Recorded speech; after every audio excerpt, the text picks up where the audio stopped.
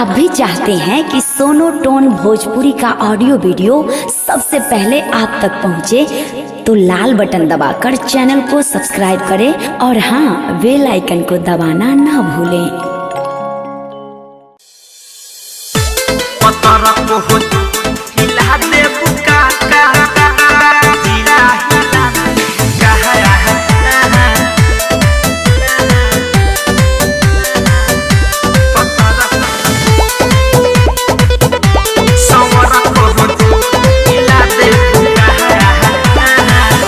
साराबी ही उठवा गुलाबी सबके पिला दे बुका।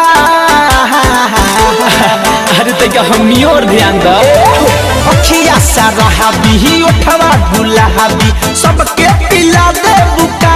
पतर कहो जिला हिला दे बुका, संवर कहो जिला हिला दे बुका। पतर कहो जिला हिला दे बुका, संवर कहो जिला हिला दे बुका।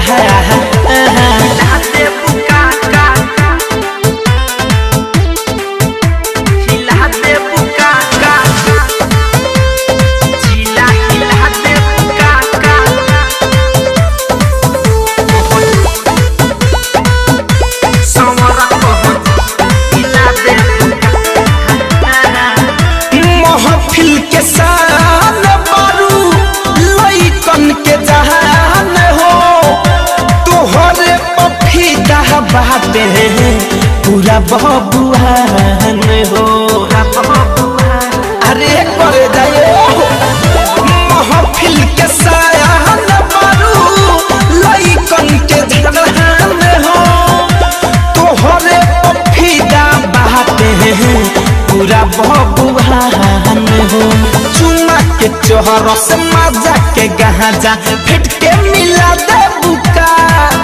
हरे चुमा के चोहर से मजा के गहाजा फिट के मिला दे बुका। पतर को जिला हिला दे बुका, संवर को जिला हिला दे बुका। पतर को जिला हिला दे बुका, संवर को जिला हिला दे बुका।